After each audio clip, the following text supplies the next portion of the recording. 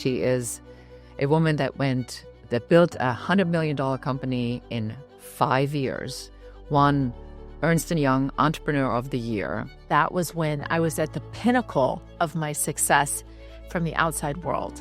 We were doing business with some of the biggest retailers in the world. I was CEO and co-founder of this growing business. I had won Entrepreneur of the Year. I had 3 beautiful children.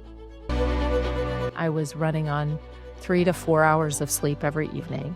And I remember thinking to myself, I really don't see how I can keep up doing this for any long term. And I actually see no way out. How do you stop being CEO of your own business? And I thought, you know what? 3 steps into traffic and everyone would think it's an accident. Today is so special, and I already got emotional just talking about going in this interview. With me today is my good friend, Tracy Holland, somebody I personally admire. And this is somebody I wish only the very best in life for her, because her story is just extraordinary. She is a woman that built a $100 million company in 5 years, won Ernst and Young Entrepreneur of the Year. And then she found herself standing on Pico Boulevard thinking that 3 steps into traffic would somehow fix all her problems. She is the founder of Hedge Beauty and In a Fifth. And I can't tell you how excited I am, Tracy, to welcome you to the show today. Thank you. Thank you so much for having me. So what does it feel like to stand at this moment at Pico Boulevard and have these crazy thoughts go through your mind? What led to this step? You know, there are these moments, these inflection points, and it was ironic at that time because that was when I was at the pinnacle of my success from the outside world. And what I mean by that is we had a manufacturing facility that we had acquired in Durham, North Carolina, with over 60 employees. We were doing business with some of the biggest retailers in the world. I was CEO and co-founder of this growing business. I had won Entrepreneur of the Year. I had 3 beautiful children. I was married and thinking, how do I stay in this marriage? How do I ensure that I can raise these children and not screw this up? How can I continue to keep my pacing of what it takes to build a business without investment capital? Well, so you're self-funding everything. How do I maintain my health and well-being? I was running on 3 to 4 hours of sleep every evening. And I'll never forget that morning at 7 a.m. where I pulled over to grab a Starbucks on Pico Boulevard, run into the bathroom, use the ladies' room, get back in the car, and be at my 7:15 appointment. And so I knew I had 14 minutes and 30 seconds to do all of these things. And I remember thinking to myself, I really don't see how I can keep up doing this for any long term. And I actually see no way out. I don't know how to sell a company. I don't know how to get out of my own business. How do you stop being CEO of your own business? How do you tell your kids, I don't know how to do this? How do you go to your husband who you're married to and say, I'm not happy. I don't want to be in this relationship with you anymore. And so it all felt so overwhelming. And I remember this flash as I was stepping out of the car and looking at this truck that was heading down Pico about 50 miles an hour. And I thought, you know what? 3 steps into traffic and everyone would think it's an accident. And that was the moment in which I ran inside Starbucks, and instead of getting a coffee, I went right into the bathroom and sobbed. And I sat there and I said, how is it possible that I feel so lonely? How do I feel so lonely when from the outside, everyone thinks I have everything and I don't even know who to turn to? How do I even tell my therapist? What if I tell them how I'm feeling and they take my kids away or they do something even worse?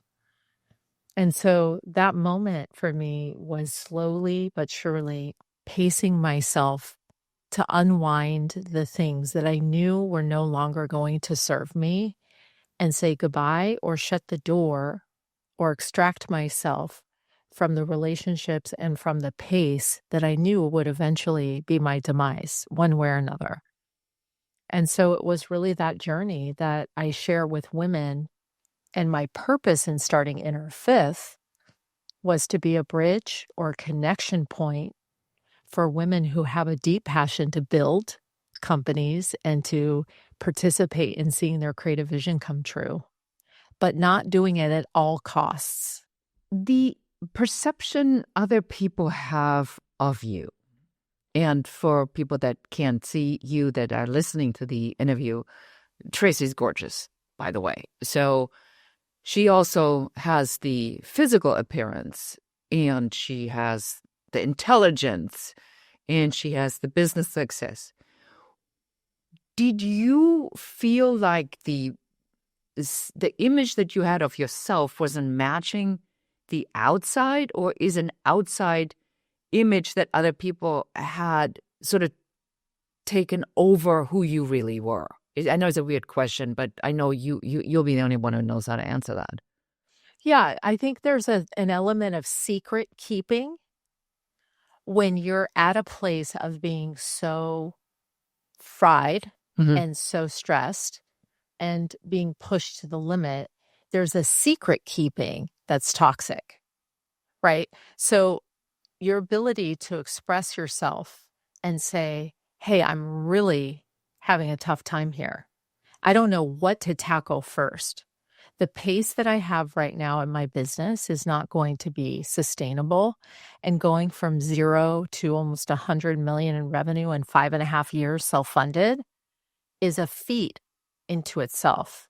And then you layer on top of that being a mom of 3 children under the age of 5. And then you layer on top of that being a wife and all of the things that the community expects. The school expects you to participate. Bake sale. All the full-time jobs that we have.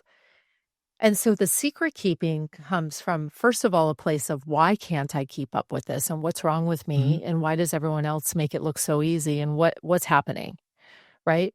And so the secret keeping then moves into, well, I can't really talk about this because people are going to think that I can't handle it, or that I don't have control of my business, or that my kids will somehow feel like I'm a deficient mom. So I think the first step is acknowledging that you're at capacity and then starting to talk to those around you and asking for support and asking for help and saying, where do I start and where do I turn? And it's really about being vulnerable and being open and being okay with not having all the answers and saying, I'm really at capacity. But the beauty of this moment truly was the evolution of the spiritual journey that then I was allowed to reprioritize my life in a way that really acknowledges the thing that's most important to me, which is first spiritual alignment. And then once I sit in that alignment, I can come from a place of feeling replenished rather than depleted. Did you have a spiritual practice before you became so successful? I did in my teens, in my 20s, deep spiritual practice. And then in my 30s, I abandoned it to pursue all the business things because I think I didn't have time. I had to make a choice. And time was such an important utilization of time, and productivity was so important. And so I really did make a conscious decision to kind of say to myself, I don't have time for this right now. I'm going to put this aside. And once I sell my business, then I can come back to this. Once I sell my business, then I can go on vacation. And once I sell my business, then I can spend time with my kids or go to these extracurricular activities, all those things. So it was always a future-facing reality and always sitting in the place of present moment, feeling very depleted and worried about how I was going to keep up. And I think COVID changed that for a lot of people. I think it forcibly changed how people operate. It slowed people down. But, 2026 this year has been a very big and stressful time in the world. And for those of us who are running companies, who have employees, it brings me back to that place that I was in 2017. And it makes me question and ask myself, is this my truest and highest purpose? Is this what I'm called to do? Do I need to say goodbye to certain things or to certain relationships or people? And am I in my aligned higher self version of who I want to be? I find this so powerful because I'm going through something very similar. You and I were both Palisades fire survivors. So you also lost your house.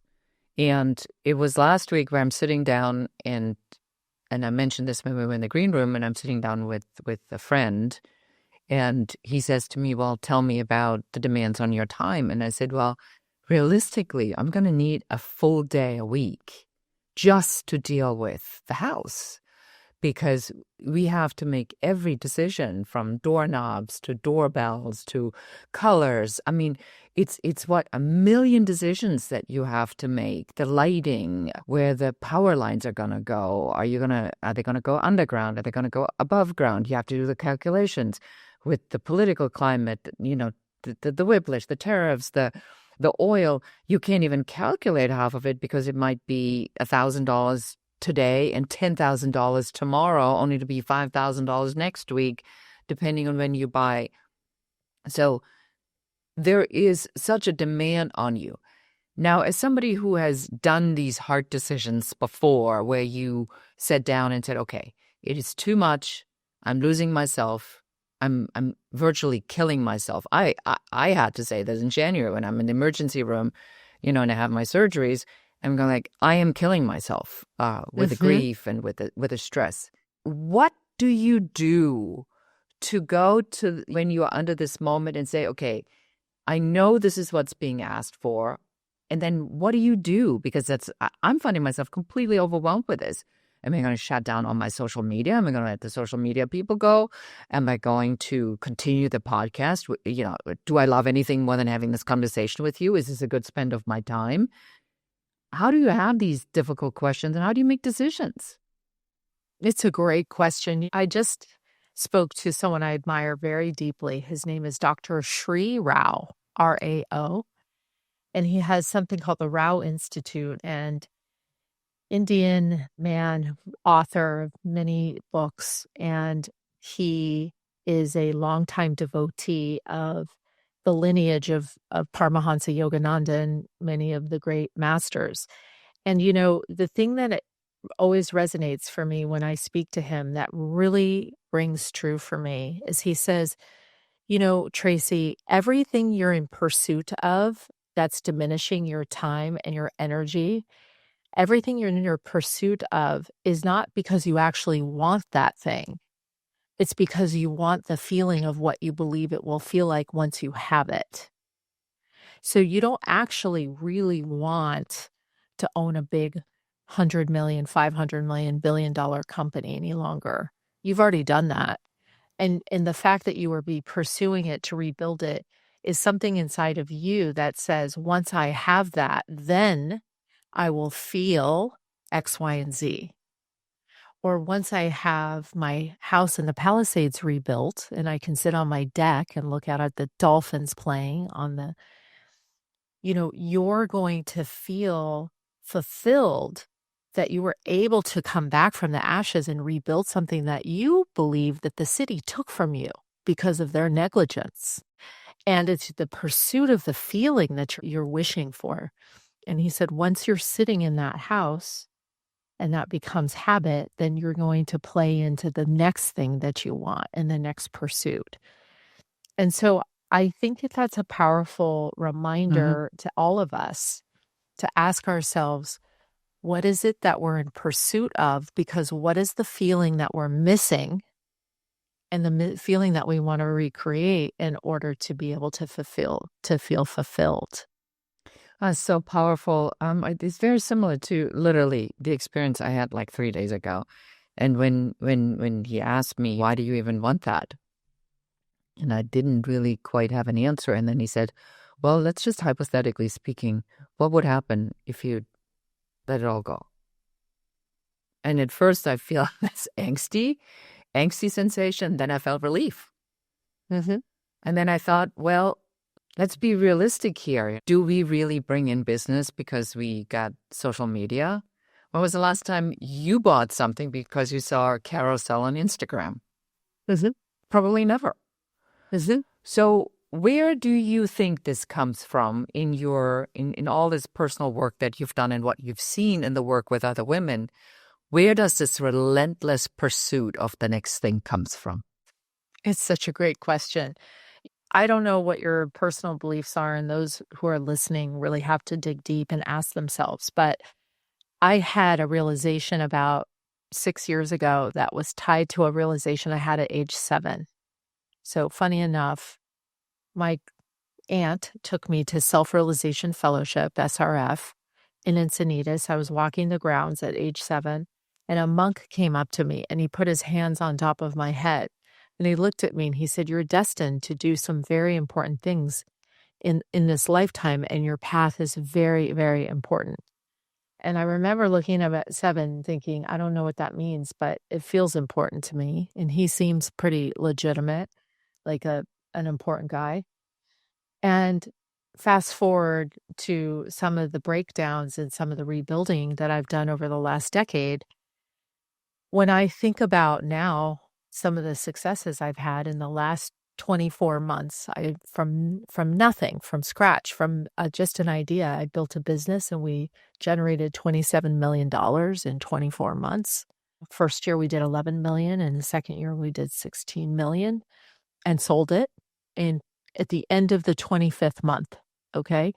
And when I think about the ability that I have to create something out of nothing, and to not only create it, but bring it into the world, transact it, build it, have the momentum, the resonance, and watch the world shift to make room for these things that we create from our thoughts and on our what ifs. There's something incredibly magical about our abilities, each of us, to bring into physical, tangible, 3D dimensional world a thought from our minds and make it a reality. And I only bring that example up because I'll tell you, over the 24 months that I was doing that, I was not happy. I actually was in a business relationship with a partner that I was actually pretty unhappy with. Mm-hmm. It was not aligned. And I thought to myself, oh my gosh, I did it again. I just built myself back into another relationship with someone that I'm building all this value with that I don't actually really enjoy being around. And I don't know if we're even aligned in our values. Her values and my values look very different. And what do I do now? Because I see myself in a repeating cycle. And I appreciated that moment in which I got to really understand the power of our momentum and our energy. And when we focus on what we want to do and create, we're unstoppable as humans. But the diversion, the restlessness, the out of alignment, the dis-ease, right? All of those things are zapping our energy. They're pulling us away from our core reason for being here on the planet. So when you ask me, how do you decide where to spend your time? How do you decide this worst case scenario you just provided of like letting it all go? And what does that look like? I think you have to shift into, and I would prefer the exercise of shifting into is like, how good could it get? Mm-hmm. And what could that look like? How good could it get? And what if I backtracked and built from there? And what would it feel like for me to be in business, not with someone else who I don't want to be in business with where waking up every day and I'm dreading a phone call with her and I'm dreading her business partners and all the rigmarole I have to deal with in order to maintain that. What if I just woke up and I was in business for myself and I employed people who really lit me up and who I enjoyed being with and who made me feel connected, and we could have conversations like this along with building a business? Like, how would that feel? Mm-hmm. And so I just made a choice. And now I'm in a very choiceful place where I'm looking at different companies to buy. I'm seeing if I'm aligned to the vision of what the business is. And then my core decision is I will own it 100%. I will own the business. And then I'm going to bring all the people in as leaders that feel really aligned to how I want to feel every day when I wake up. And so it's kind of like a reset of the vision of who I want to be in the world and how I want to feel when I wake up every day. Because as Dr. Rao says, it's all just a fleeting dream. How do you, and this is a very, very personal question because I'm experiencing this. I think there's an image talking sort of about myself and then turning it toward you. There's an image I have of myself as I accompanied Bill Gates, and then my expectation of myself that everything that I had to touch since then must be successful, which it certainly is not. The fear, the one-hit wonder, the age and the relevancy. There's so many voices in my head, and not just in my, I think in the heads of so many people, whatever those voices might be or say. What is your practice? Mm-hmm. And you shared one, you speak to somebody who speaks the truth and wisdom. But what's the practice to keep that real? Because I now, just in the couple of days since this question was asked, what would happen? I find that my brain's already starting to think a different way, but I didn't know that last Friday. So now, do you have any tricks for us or advice? How can we differentiate, what's going on in our heads? Yeah, sure. Well, and how important is it that you're saying what so many people are not realizing, or maybe they do, is my talk track is not serving me. Some of the feedback I'm giving myself, some of the ruminating thoughts, these are not healthy for me, and I need to shift gears. Like, what's that look like? How do I make that shift? And every day I wake up, I have a journal, and it's a 2-part journal. So in the morning, it asks me 8 prompts on the left side of the page. And the prompts are very important to me. So if I were a high-performing coach giving myself feedback, what would I tell myself today? What things could hold me back? What person do I need to reach out to today and say, I appreciate you, or thank you so much for being in my life? What is the one thing that I wish I had time for to do today that I don't, but I know it's on my radar and I have to get to it at some point? So it has these journal prompts on the left side. On the right side, you write at the end of the day a reflection of how your day actually went. And one of the questions it asks on the left side of the page is, what kind of energy or who is it that you're walking into your day feeling like or being? And I always say either I'm walking in with Oprah style energy, or I'm walking in with Oprah meets Tony Robbins, or Oprah meets Warren Buffett.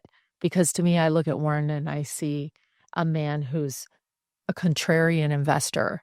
So when the markets all freak out and go one way, he goes the other way, which I think is such an interesting approach. When everyone's investing in crypto, he goes and invests in McDonald's. He's this total contrarian thinker. But I appreciate his willingness to slow down and to be discerning. And I think each of us have to take time. And for me, this journal prompt on the left takes 10 minutes. At the end of the day, it takes 10 minutes to reflect. But there's something in the wiring of our brains that when we come in with very specific to-dos, tasks or lists that we're keeping for ourselves of how we want to start our day and then how we reflected on how we ended it, there's something that keeps you in calibration through the day as you're making decisions on where you're going to spend your time. So I think that's number one. Number two, I have a series of podcasts that I listen to as I fall asleep. Thoughts and thought leaders. Paramahansa Yogananda is one of them. Wayne Dyer's the second one. Neville Goddard is another one. And I listen to 20 to 30 minutes. So I put it on YouTube and I set my sleep timer for 20 minutes. And I listen to it as I go to sleep, because I think we underestimate our subconscious power of how we think and how we're processing as we're falling asleep and in sleep state. That's the number 2 thing I do. And the number 3 thing I do is I read every single day some spiritual great master's work. And it could be a 1-page. I have a couple things by my desk that I reference every single day. Ernest Holmes is one of my favorite authors, and he wrote a book called This Thing Called You. And you could pick up the book and open any single page and just read. And he has something so powerful. And I do believe higher vibration frequency, when we pull our energy into a place of being more optimistic and less punitive with ourselves, the world opens up differently.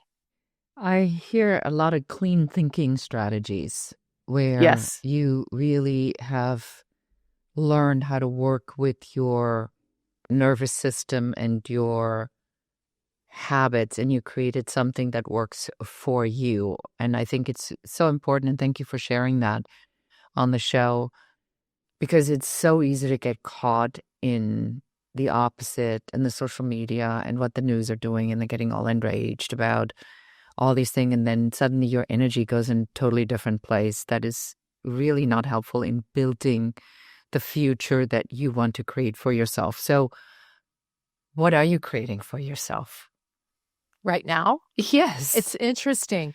So a passion project has been the podcast, Potential to Powerhouse. I love talking to powerhouse women and finding out how they navigated their hills and valleys. I do spend quite a bit of time with Inner Fifth and teaching women how to live stream and how to connect on digital in a way that gives them freedom to be able to start to tell their story. And actually, live streaming isn't about selling, it's about live stream connecting. And once you connect, people buy from you and people trust you and want to follow you. So I believe that live streaming has just hit the tip of the iceberg on what's possible. And I spend quite a bit of time helping women. But I'm putting asset bids in for purchasing of businesses. And I've been looking at companies now for about 3 to 4 months, everything from home to accessories to beauty. And I will make a decision on one of those purchases over the next couple weeks. And then once I close on that, I'll dig in and build my next platform in which I buy companies and put it onto my shared services platform. And I will bring people on to the team that I get fired up just thinking about working with. I meet a lot of people. There are very few people like you out there, and your sincerity and your just inner beauty is so apparent, and it is so refreshing. You have this thing about you where you don't hold the wisdom back. You allow the wisdom to come through, and that is what I think is so absolutely inspiring for me. So as we wrap this up, cannot believe this is already at time, but so people can find you where? So through your podcast, Potential to Powerhouse, Sure. which I recommend everybody to listen to. Inner Fifth. What is Inner Fifth? Inner Fifth started as a membership community for high-performing female entrepreneurs to come focus on their health, wealth, relationship, and purpose, and really bring that into balance. Because if you don't have your stool balanced, one leg on the stool is too big, too small, the stool falls over. So it was a personal passion of mine. I've had over 3,000 women come through Inner Fifth in the last 4.5 years. Wow. And now this year, I want to focus on something very tangible because it made such a difference in my life over the last 2 years of going from zero to building this last business and selling it. Live stream selling to me is a new way for women to make a complete impact on how they live day to day and create wealth for themselves by doing it at home and being part of a community. And there's a formula and there's an approach, but I'm completely laser focused right now this year on Inner Fifth being our how-to version of to learn how to live stream sell and to build your personal brand online. But that's where, my passion is, and that's where I spend time, but I will take all my knowledge and go build out another business. Yeah.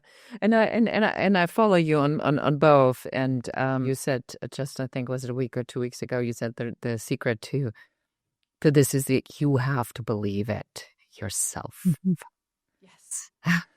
That is the big secret to everything. That's the secret. You can't sell anything that you don't believe yourself. And I thought it's remarkable in its simplicity to say, don't bother if you don't buy it yourself, because then you're convincing yourself, convincing other people, and, and first things first. So where do people find you, or where do they find Inner Fifth, or the podcast? Obviously, everywhere the podcast is an Inner Fifth. Tracy M. Holland on Instagram. Follow me there. And then everything I do, kind of hub and spoke, comes from there. Mm-hmm. I also have a Substack, Tracy M. Holland, and it just gives you a place to come, and the content is free, and whatever is helpful. I just tried to share things that have been uniquely helpful in getting me over these certain humps of things that have been challenging, and finding a fast track way to do it without hoarding the information, right? There's so much to be shared with other people, and we are the culmination of the 5 people we spend the most amount of time with. So it's really, really important that you check who those 5 people are and make decisions. Do they stay or do they go?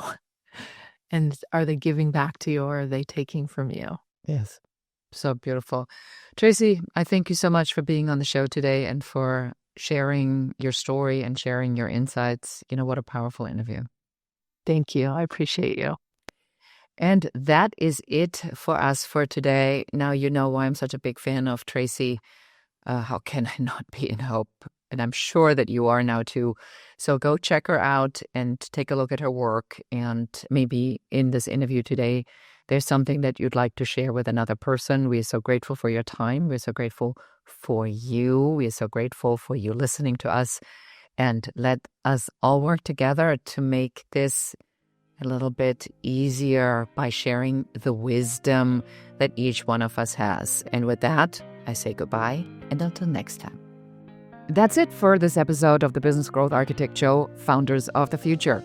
If you're done playing small and ready to build the future on your terms, subscribe, share, and help us reach more trailblazers like you. And if you're serious about creating, growing, and scaling a business that's aligned with who you are, schedule your Uncovery session at uncoverysession.com. Lead with vision. Move with purpose. Create your future.